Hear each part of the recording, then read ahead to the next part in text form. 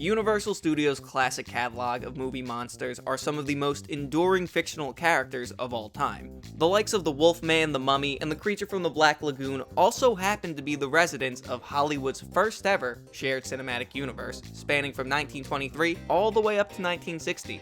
Did you know that Universal tried to reboot that shared cinematic universe in the late 2010s? Hello everybody and welcome back to Canned Goods, the show all about the cinematic universes that we'll never see. And today we'll be covering the development and cancellation of Universal's shared movie Monsterverse, the Dark Universe.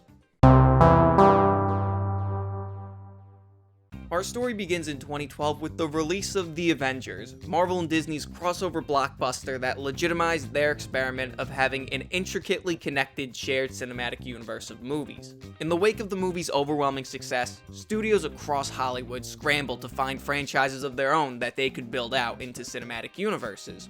Meanwhile, Universal was in the midst of preparing a film that was a retelling of Dracula's origin, titled Dracula Year Zero, which would later go on to be retitled Dracula Untold. 2 years later, on July 16, 2014, a few months before the release of Dracula, Deadline broke the scoop that Universal Studios was in the early stages of developing a shared monster cinematic universe headed up by writers Alex Kurtzman and Chris Morgan. The first film to kick off this universe was to be a reboot of The Mummy, though the report noted that they'll also look at other films or properties who are using these characters and try to reel them in so it all fits under one umbrella. As a result, after filming wrapped on Dracula in late 2013, reshoots took place a month before they even announced this universe in June of 2014, with Kurtzman and Morgan consulting to give Universal the option to tie the movie into their Monsterverse if they chose to do so. These reshoots included an epilogue which saw a time jump from the 1400s to modern day with Vlad Dracula alive and well.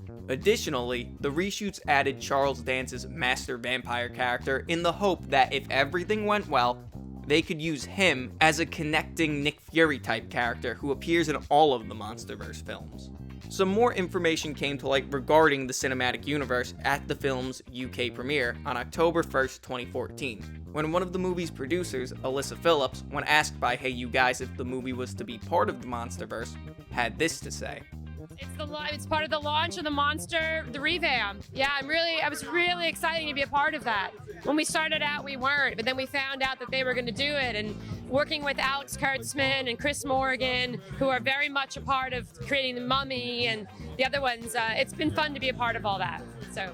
That comment sparked a debate that lasted for a few years as to if this movie was actually canon to the rest of the upcoming Monsterverse. Because while Phillips made the comment, Universal never officially confirmed that. And with that debate stirring, even the star of Dracula Untold, Vlad himself, Luke Evans, stating that he had talks with Universal about being part of the Monsterverse in 2016, which naturally led to rumors of either Dracula or the Master Vampire showing up in The Mummy. Meanwhile, The Mummy was undergoing a tumultuous production. Tom Cruise had excessive control over the film, reducing the role of the title character to give himself more screen time, and even telling Alex Kurtzman, who was directing, how to direct. It was an experience that Kurtzman would later describe as painful. And while promoting the movie in December of 2016, when asked point blank if Dracula Untold would officially be part of this Monsterverse, Kurtzman responded with one word: no.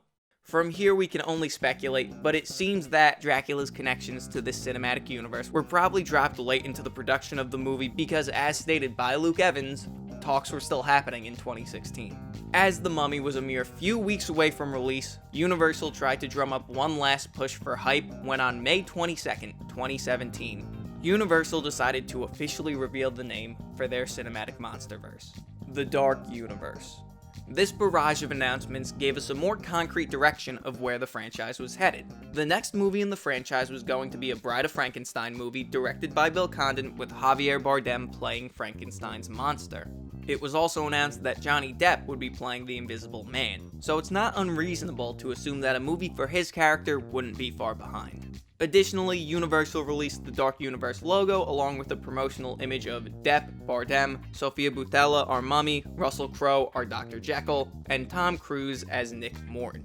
This universe seemed set up for success. There was a clear plan in place, iconic source material to draw from, and a gaggle of A-list talent involved.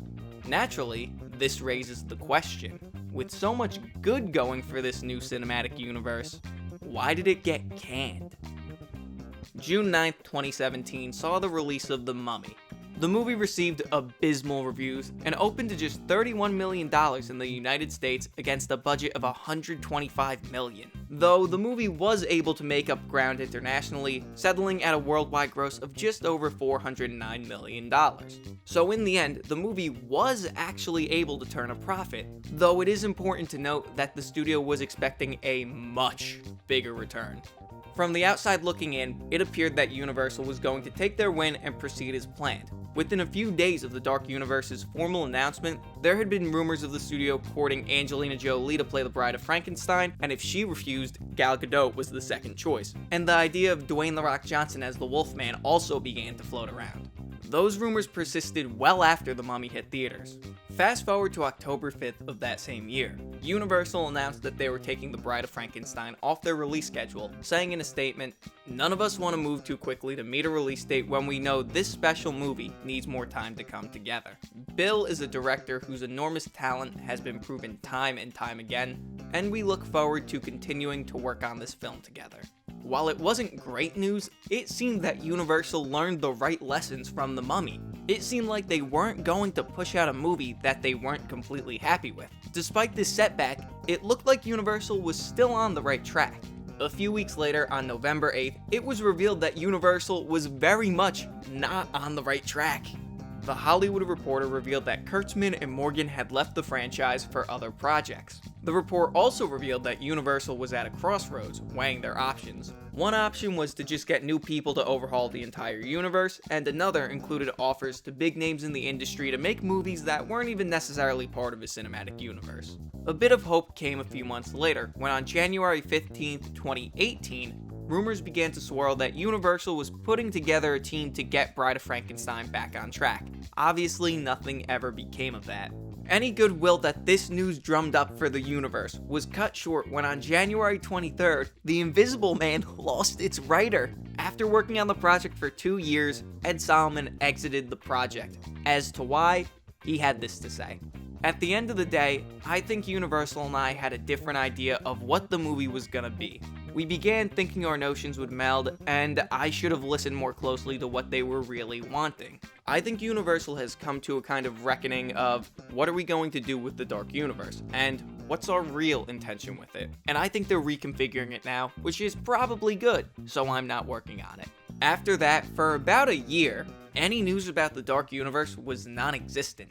The next time we would hear anything about it was 1 year later, on January 24th, 2019, when Variety reported that Blumhouse Productions would be rebooting The Invisible Man without Johnny Depp, and that Universal was moving on from the Dark Universe entirely, instead opting for one-off movies with unique and creative voices behind them.